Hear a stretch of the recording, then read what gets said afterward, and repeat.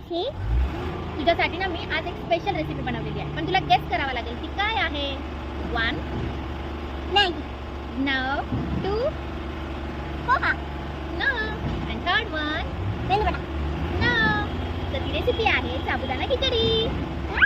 Thank you मावशी. Okay, let's get started. नमस्कार. तर चला आपण साबुदाणा खिचडी बनवूया. सर्वप्रथम मी सुक्या लाल मिरच्यांची बनवत आहे.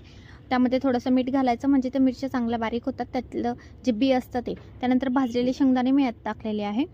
ते पण मी खूप जास्त बारीक नाही करायचं आहे, थोडंसं जाडसरच ठेवायचं आहे. तर हे शेंगदाणे मी बारीक केलेले आहे. शेंगदाणे छान भाजून घ्यायचे आहे. त्यानंतर जिरे आणि मी बॉईल बटाटा नाही घेतलेला आहे, यामध्ये मी कच्चा कापून घेतलेला बटाटा घेतलेला आहे. तो बटाटा चांगला गोल्डन होऊ द्यायचा आहे. तो खूप छान लागतो चवीला. गोल्डन झाल्यानंतर त्यामध्ये आपण भिजवलेला साबुदाणा, हा साबुदाणा मी सकाळीच भिजवलेला, रात्री भिजवलेला, तरी पण खूप सुंदर असा भिजला होता. तरी पण 4-5 घंटे तो भिजलेला. नंतर घरगुती गावठी तूप, आणि ते इतकं सुंदर होतं, इतकं छान असं गावठी तूप रवेदार, ते टाकायचं. माझ्याकडे लिंबू नव्हता, लिंबूही टाकायचं त्यावर. आणि मस्त ते खूप जास्त वेळ, तरी 30 मिनटं तरी आपण खिचडीला देऊ शकतो. अतिशय चविष्ट अशी साबुदाणा खिचडी तयार झालेली आहे. अतिशय मोकळी, तुम्ही बघू शकता. खूप छान सॉफ्ट आणि खूप मोकळी खिचडी होती, खूप छान. तर तुम्ही नक्की ट्राय करा.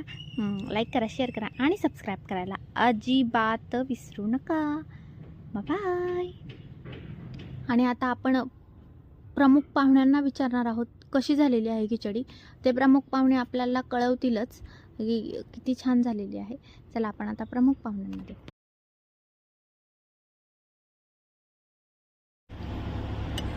आपण ट्राय करणार आहोत.